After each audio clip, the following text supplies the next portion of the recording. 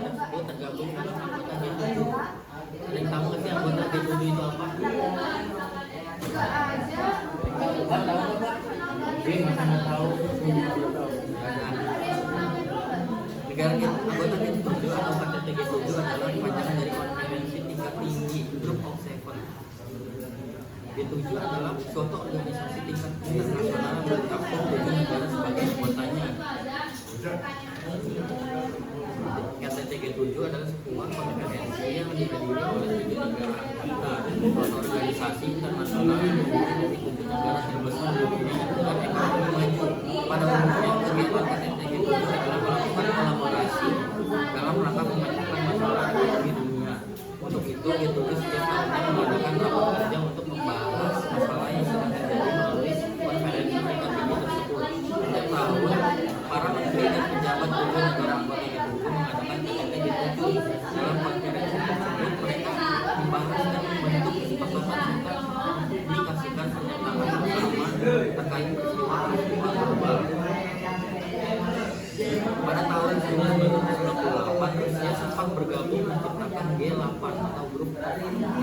Namun pada tahun 2014, Rusia dikecualikan karena pencamplokan wilayah Crimea atau Ukraina. China tidak pernah menjadi anggota G7 meskipun ekonominya besar dan memiliki populasi terbesar di dunia. Hal itu karena China termasuk negara dengan tingkat kekayaan yang relatif rendah per individu, sehingga tidak dikategorikan sebagai ekonomi maju seperti anggota G7. Kemudian ada negara semi-perifera atau negara berkembang, yaitu negara G7 terdiri dari anggota 20 negara dengan ekonomi dan industri maju atau sedang berkembang pesat. Indonesia kini salah satu negara anggota G7, sementara itu sisanya negara periferal. Di sini ada yang tahu sih G7 G20 itu apa? Tahu? G20 pernah Indonesia dari tahun 5 tahun lalu, tapi lo nggak tahu apa? Jadi gue harus tahu. G20 atau Group of 20 adalah sebuah forum utama kerjasama ekonomi internasional yang merupakan negara-negara dengan perekonomian besar di dunia, terdiri dari 19 negara dan 1 lembaga Uni Eropa. G20 merupakan representasi lebih dari 60 populasi bumi, 75% perdagangan global dan 80% PDB dunia.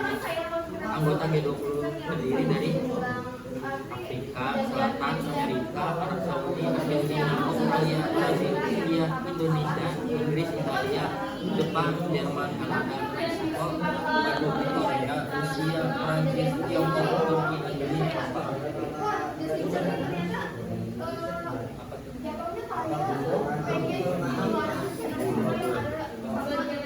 Keuntungan Indonesia mengikuti G20.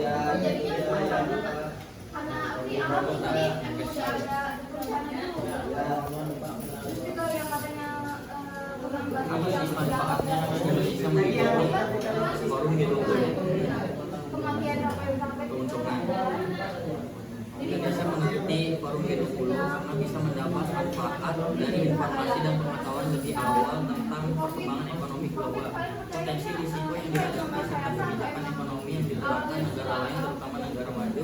Dengan demikian, Indonesia mampu menyiapkan kebijakan ekonomi yang tepat dan terbaik. Selain itu, Indonesia juga dapat memperjuangkan kepentingan nasional dengan dukungan internasional lewat forum ini. Nama dan prestasi Indonesia juga semakin dikenal dan diakui oleh berbagai organisasi dan forum internasional. Oke, sampai di sini saja. Ada lagi yang bertanya?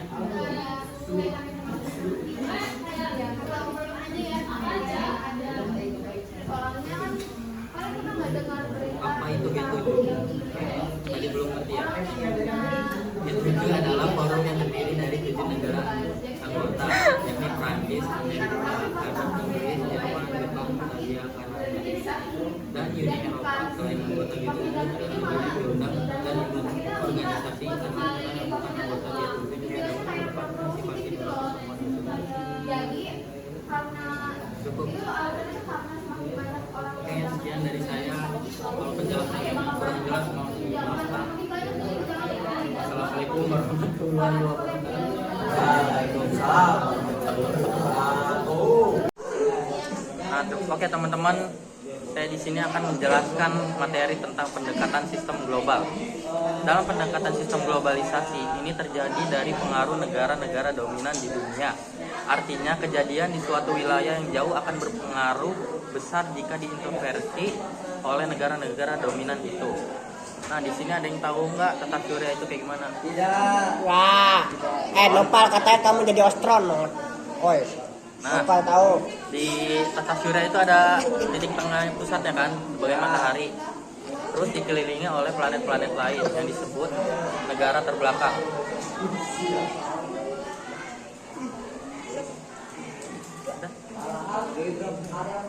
Negara dominan apa? Nah, di sini negara dominan tersebut diklaim sebagai negara maju atau negara maju, dan negara-negara terbelakang disebut negara-negara berkembang seperti halnya Indonesia saat ini. Negara dominan, Miris. ada yang tahu nggak di sini negara-negara dominan ada apa saja? Amerika, China, Rusia, Lagi Jepang ya. Jepang bukan, Wibu doang.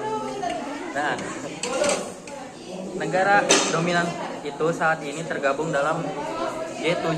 Ia gabungan negara ekonomi maju yang menguasai 60% kekayaan global, yakni Amerika Serikat, Inggris, Kanada, Prancis, Jerman, Italia, dan Jepang. Bener atau? Wih, jokong, kata jokong. Ada. Bentar. Kalian tahu nggak apa itu G7? Bukan. G7 adalah kepanjangan dari konferensi tingkat tinggi Group of Seven. G7 adalah suatu organisasi tingkat internasional yang mencakup 7 negara sebagai anggotanya. Nah, anggotanya udah disebutin kan tadi. Jadi G7 adalah sebuah konferensi yang dihadiri oleh 7 negara anggota G7. 7 negara terbesar di dunia dengan ekonomi maju. Pada umumnya, kegiatan KTT G7 adalah melakukan kolaborasi dalam rangka memecahkan masalah ekonomi dunia. Untuk itu, G7 setiap tahunnya mengadakan rapat kerja untuk membahas masalah yang sedang terjadi melalui konferensi tingkat tinggi tersebut. Setiap tahun, para menteri dan pejabat dari 7 negara anggota G7 mengadakan KTT G7. Dalam konferensi tersebut, mereka membahas dan membentuk kesepakatan serta mempublikasikan pernyataan bersama terkait peristiwa-peristiwa global. Pada tahun 1998, Rusia sempat bergabung dan menciptakan G8.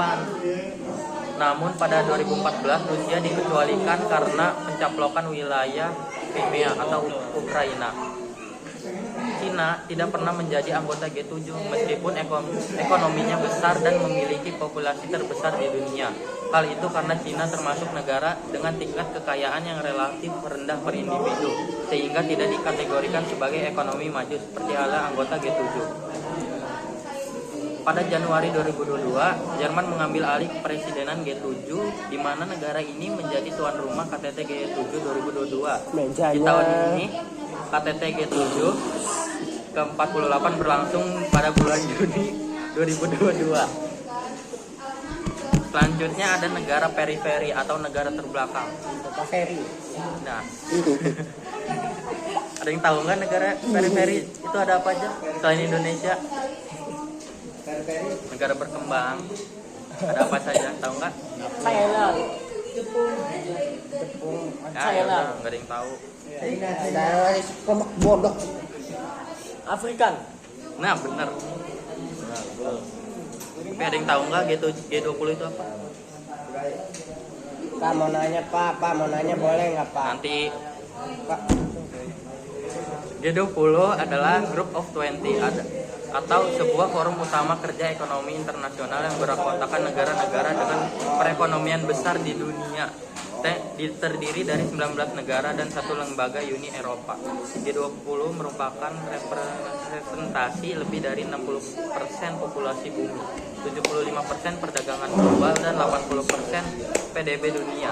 Anggota G20 terdiri dari Afrika Selatan yang disebut Rehan tadi, Amerika Serikat, Arab Saudi, Argentina, Australia, Brazil, India, Indonesia, Inggris, Italia, Jepang, Jerman, Kanada, dan lain-lain. Apa dan lain-lain? Banyak. Pada mulanya, G20 merupakan pertemuan para menteri keuangan dan gubernur bank sentral. Namun KTT G20 juga dihadiri oleh kepala negara sejak 2008 dan pada 2010 dibentuk pembahasan mengenai sektor pembangunan. Peran nyata G20 adalah sebagai berikut: penanganan krisis keuangan global pada 2008, kebijakan pajak, kontribusi dalam penanganan pandemi COVID, isu lainnya termasuk perdagangan, iklim, dan pembangunan. Nah, Indonesia saat ini tengah menggelar hajatan penting, yakni presidensial G20 yang diselenggarakan mulai 1 Desember 2021 hingga KTT G20 di bulan November 2022.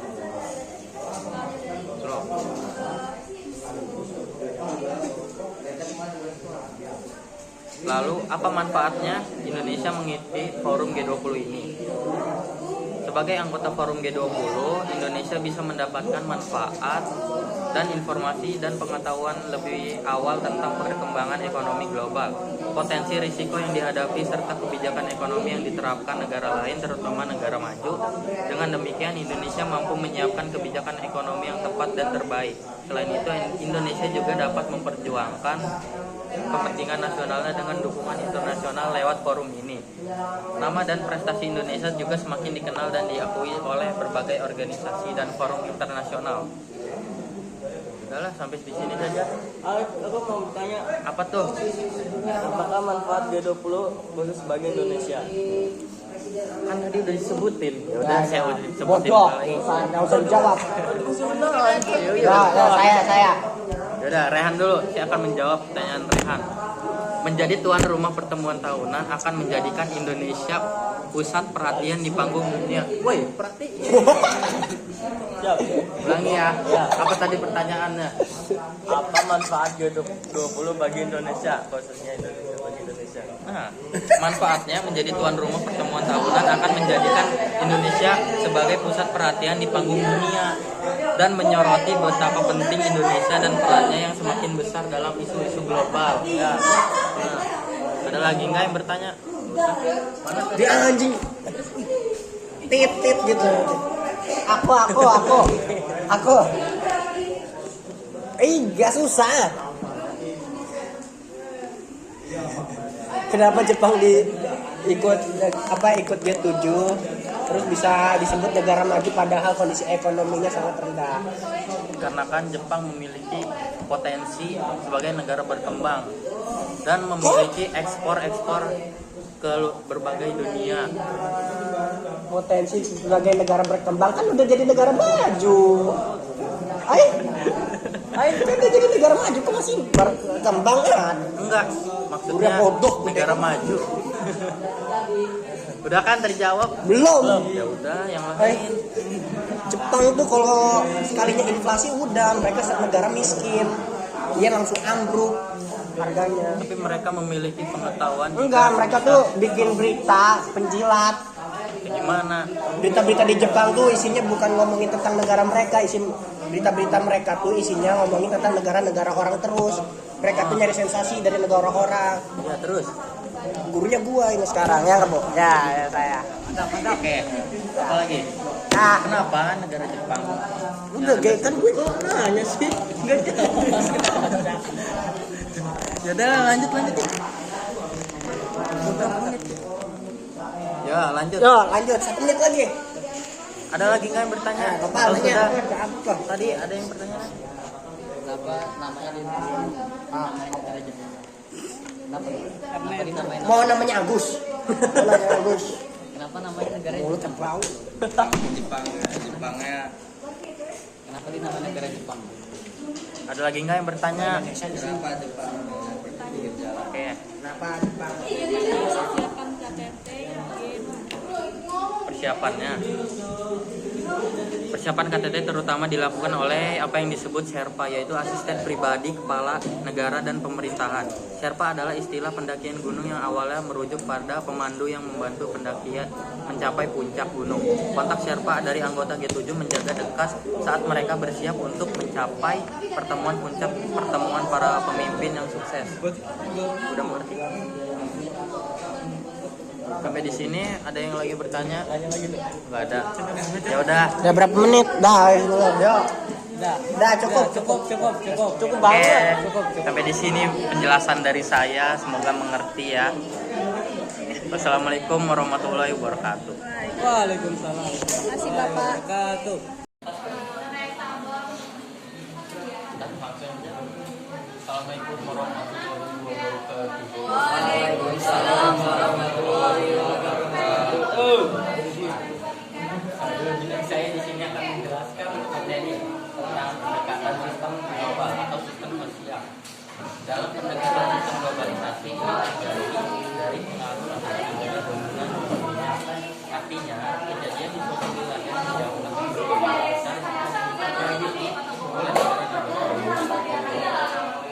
negara-negara pengaruh global. Sistem global dibagi menjadi dua, yang pertama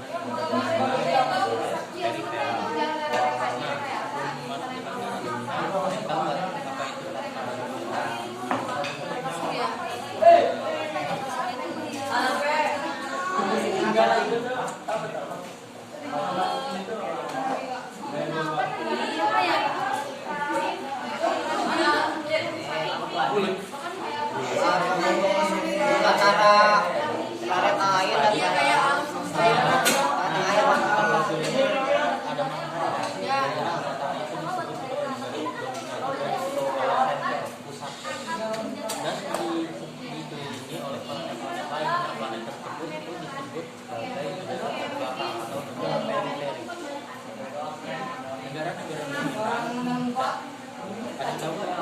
Negara dominan ada ini. Nanti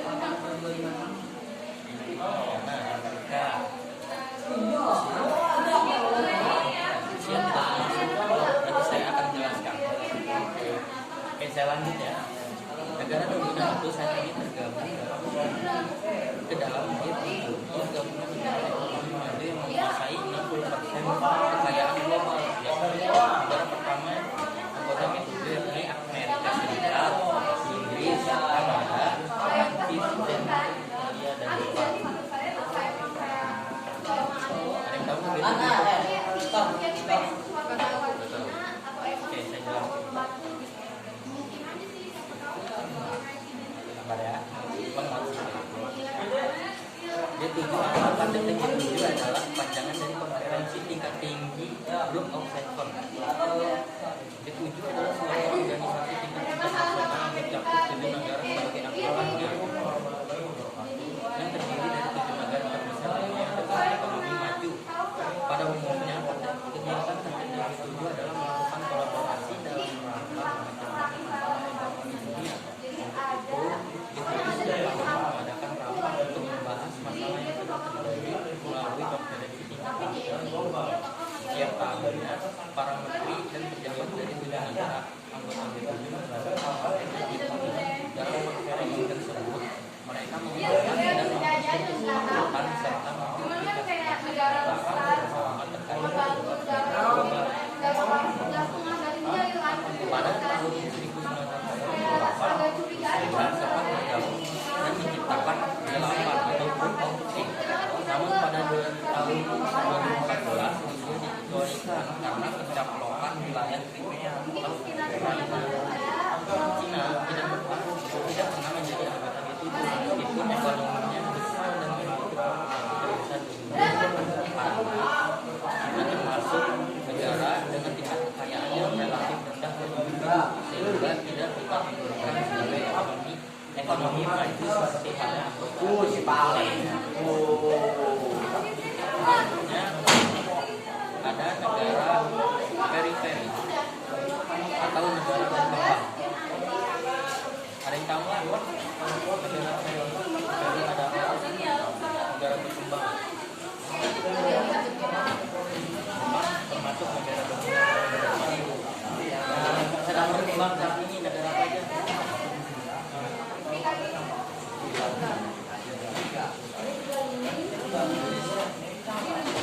Iya, Indonesia mana berkembang?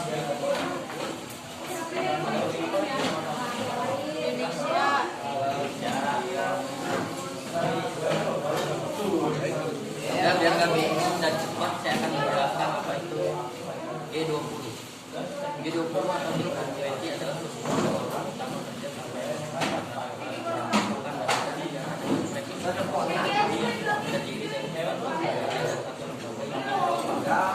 merupakan investasi lebih dari 60%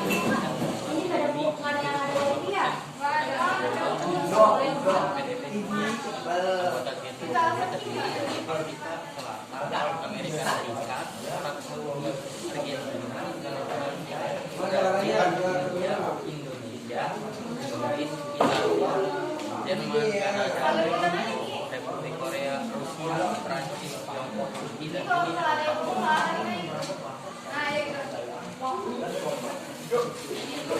sampai di sini ada yang mau bertanya? Apa sih gitu keuntungannya Indonesia tuh mengikuti G20? Manfaat Indonesia mengikuti G20 yakni untuk Indonesia mendapatkan manfaat dan informasi perkembangan ekonomi global dan pengetahuan lebih awal tentang global, potensi risiko yang dihadapi serta kebijakan ekonomi yang diterapkan negara lain terutama negara maju. Dengan demikian Indonesia mampu menyiapkan kebijakan ekonomi yang tepat dan terbaik. Selain itu Indonesia juga dapat memperkuat kepentingan nasionalnya dengan hubungan internasional ekonomi dan peran Indonesia juga semakin dikenal dan diakui oleh berbagai organisasi dan solusi internasional. Ada lagi yang mau bertanya? Apa? Silakan.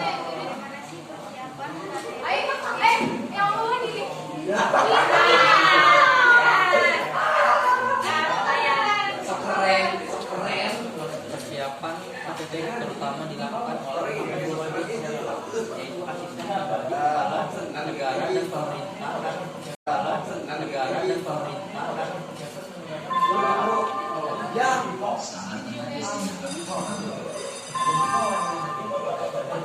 Sherpa adalah istilah pendaki yang punya awalnya mengutip pada pemandu yang membantu pendaki mencapai puncak gunung. Kotak Sherpa dari anggota Vietnam mendapatkan saat mereka bersama